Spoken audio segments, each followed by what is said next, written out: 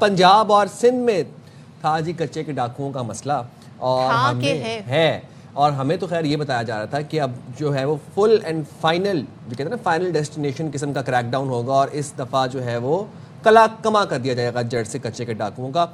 अच्छा जी, अब उस क्रैकडाउन में बड़ी कामयाबियां मिल रही हैं। पंजाब के रहीम यार खान और राजनपुर में दो डाकू जो थे वो धड़ाधड़ हथियार फेंक कर गिरफ्तारियां देते हुए हमें नजर आए और मुतादिद डाकुओं ने खैर यही पैटर्न अपनाया कि उन्होंने हथियार फेंक के कौमी धारे में शामिल हो गए, सरेंडर कर दिया। गुज़िश्ता रोज 50 लाख रुपए सर की कीमत वाले बदनाम डाकू आशिक मोटा ने 17 साथियों समेत सरेंडर किया जिनका ताल्लुक लोलाई गैंग से था और राजनपुर में भरपूर हम देख रहे हैं ऑपरेशन जारी है। अच्छा, इस ऑपरेशन में डाकुओं के ठिकानों पर ड्रोन से एक्शन लिया जा रहा है और इंतहाई मतलूब गैंग्स के 98 डाकुओं ने हथियार फेंक दिए हैं। हथियार फेंकने से मुराद ये है कि सरेंडर कर दिया है। ठीक है, चले तो इस सारी सूरत हाल पे बात कर लेते हैं। रहीम यार में जारी जो ऑपरेशन है इस बारे में डीपीओ इरफान समू साहब भी हमारे साथ मौजूद हैं और साथ ही हमारे इस हवाले से बात करने के लिए एसएसपी शिकारपुर भी हमारे साथ हैं। आप दोनों का बहुत शुक्रिया। ज़रा इमरान साहब आपसे आगाज़ कर लेती हूँ, ये जो बताइएगा रहीम यार खान में जो कच्चे का इलाका है इसका रकबा कितना है और ऑपरेशन जारी है, कितने इलाके को इस वक्त कवर किया जा रहा है इस ऑपरेशन में? जी, ये रहीम यार खान से सवाल है। जी इरफान साहब आप बताइएगा। जी मैं आपको थोड़ा ब्रीफ कर लूँ कि जो ये जो कच्चे का इलाका है ये कोई 68 किलोमीटर लॉन्ग साइज़ का ये एरिया है जिसमें 18 किलोमीटर जो है अप स्ट्रीम गुड्डू बैराज का इलाका है और 50 kilometre down stream towards Ghotki का ये इलाका इसमें आ जाता है। इसमें पंजाब साइड से रहीम यार खान और राजनपुर के ज़िला हैं और जबकि सिंध साइड से घोटकी और कश्मीर डिस्ट्रिक्ट जो है वो हमें बार्डर करते हैं। तो पिछले काफ़ी दिनों से जो ऑपरेशन है ये मुश्तरका ऑपरेशन सिंध पुलिस के साथ पंजाब पुलिस कर रही है और मैं आपको अगर ब्रीफ करूं कि अभी तक 2 डाकू जो है इस ऑपरेशन के दौरान हलाक हुए हैं, जबकि 8 मुख्तलिफ गैंग्स जिसमें Lathani gang, Sakhani gang, Dulani gang, Malik gang, इंडर गैंग, कोश सुटवानी और सुलंगी गैंग के 139 डाकुओं ने अभी तक रहीम यार खान और राजनपुर में इन्होंने हथियार डाल दिए हैं, सरेंडर कर दिया है। तो मजमूई तौर पे अगर मैं आपको बताऊं कि कोई 12 नोटोरियस डाकुएट्स माजी के अंदर जिनके सर की कीमत करोड़ों में मुकर्रर थी और 12 डाकुओं ने भी अपनी मुकम्मल गैंग समेत हथियार डाल दिए हैं, जिसमें मीरा लठानी जिसके सर की कीमत 10 मिलियन थी, इस तरह काबुल सखानी जिसके सर की कीमत भी 10 मिलियन थी, इस तरह मोरजा दश्ती और बकाया और भी हैं जिनके ऊपर सर की कीमत थी। देखिए, दिस इज फर्स्ट टाइम कि पंजाब का जो कच्चा है वो मुकम्मल क्लियर हो रहा है। अभी इसमें जो स्ट्रेटजीज हम अपना रहे हैं वो ना सिर्फ सर्जिकल स्ट्राइक्स, ड्रोन स्ट्राइक्स है, लेकिन साथ साथ फिजिकल कम्बैट ऑपरेशंस भी जारी है और जो पब्लिक इंटरेक्शन है वहां पर कच्चे के लोगों के साथ। इस स्ट्रेटजी के तहत रहीम यार खान पुलिस को और पंजाब पुलिस को बहुत बड़ी कामयाबी मिली है कि ना सिर्फ on one side we are fighting with the डकवर्स, लेकिन वहां पर जो आबाद बाकी कम्युनिटी है हमने उसको भी इंगेज किया हुआ है, जिसकी वजह से जो कम्युनिटी की सपोर्ट है वो भी जॉइंट मुश्तरका क्रैकडाउन जो है वो तमाम स्टेक होल्डर्स के साथ मिलकर किया जा रहा है। शाहजेब आपकी तरफ आऊंगा, जरा बताएगा कि जो सिंध के कच्चे के इलाके हैं यहाँ पर ऑपरेशन की क्या सूरत हाल है। पहले हम ये देखते थे कि एक मिसकम्युनिकेशन हो जाती थी, एक मिसमैनेजमेंट होती थी तमाम स्टेक होल्डर्स में। अब हम देख रहे हैं पंजाब सिंध पुलिस जो है वो एक मौसर तरीके से बड़ा प्रिसाइज क्रैकडाउन कर रहे हैं। कितनी आसानी मिली है तमाम स्टेक होल्डर्स के एक पेज पर आने से? जी आपका शुक्रिया। मैं ये जो इसलिए मैं आपको बता चलूं, इसलिए 1 साल से भी ज्यादा अरसे से आप देखें यहाँ पे कच्चे के जो एरिया है रिवराइन बेल्ट है जिसमें घोटकी, कश्मीर, शिकारपुर, सखर, कोई थोड़ा सा पार्ट जो है जैकमबाद का भी लगता है वहाँ ये डिस्टर्ब रहा है और 1.5 साल से ज्यादा जो इन एरियाज में मुसलसल ऑपरेशन जो है वो चलते रहे हैं जिसमें तमाम स्टेक होल्डर्स, जिसमें law enforcement agencies, intelligence agencies on board होकर काम कर रही हैं। इसमें रिसेंटली जो शिकारपुर में गड़ी तेगो का एरिया है वहाँ पे जो तेगानी गैंग है उसके जो सब गैंग्स थी 50 से ऊपर उन्होंने सरेंडर किया।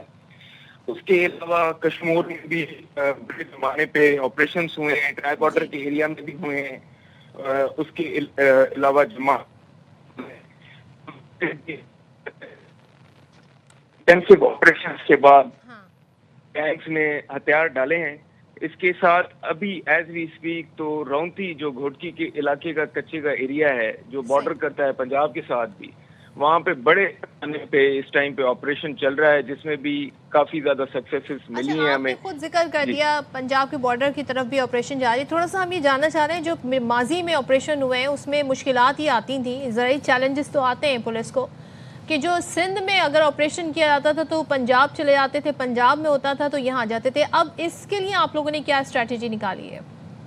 जी देखिए, इसमें हमारी जो कोऑर्डिनेशन है वो बड़ी स्मूथ है। ट्राई बॉर्डर हमारी जो कोऑर्डिनेशन है वो बहुत अच्छी है। इसके अलावा यह है कि हमने जो स्ट्रैटेजी चेंज की हैं वो इस तरीके से कि हमने जो कॉर्डन एरियाज को किया है वो बड़ा इफेक्टिव किया है।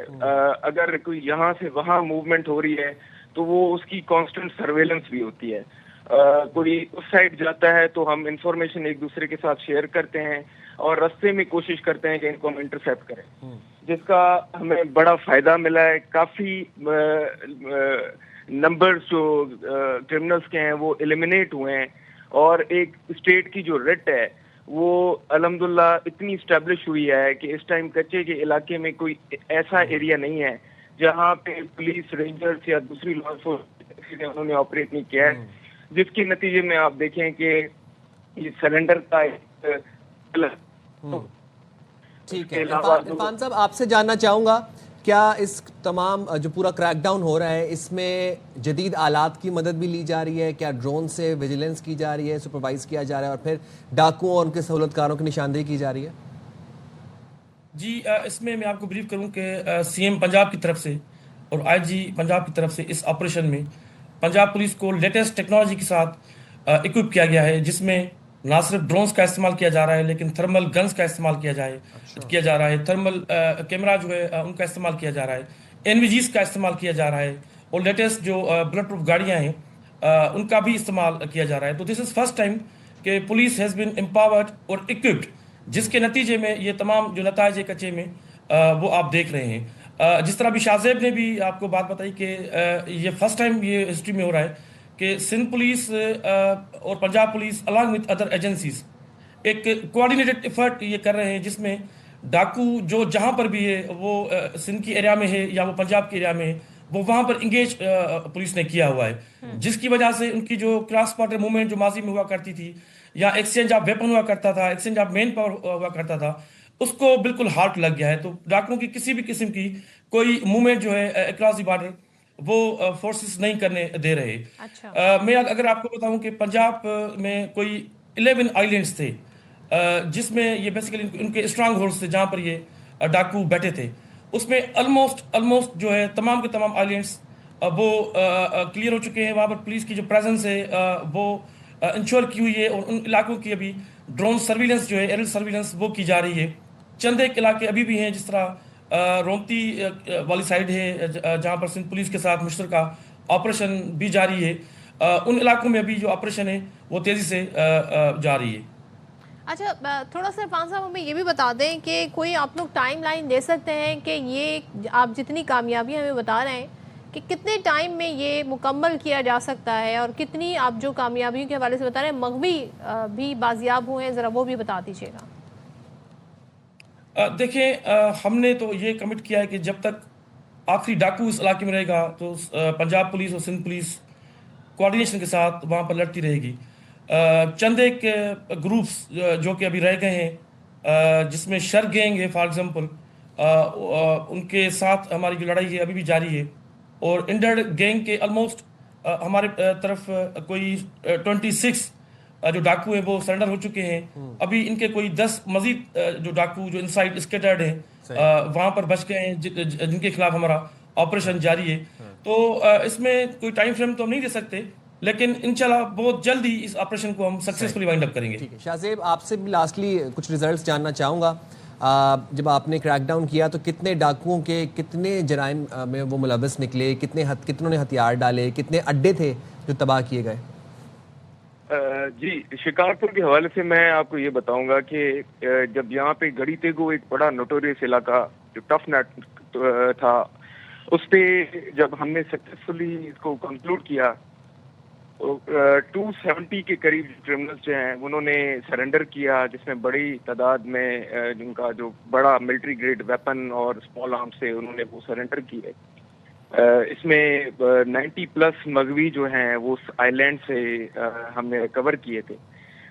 इसी तरीके से हमारे जो कश्मीर के एरिया है उसमें इस टाइम तक 100 प्लस जो है क्रिमिनल्स उन्होंने हथियार डाल दिए हैं, और वहाँ पे भी जो बेसिकली प्रॉब्लम जो फोर्सफुल किडनैपिंग तो काफ़ी टाइम पहले से इंटेंसिव ऑपरेशंस के बाद ये रुक गई है, लेकिन हनी ट्रैपिंग का इशू अभी भी थोड़ा सा अपनी जगह पे था कश्मीर और गोरकी के एरिया में।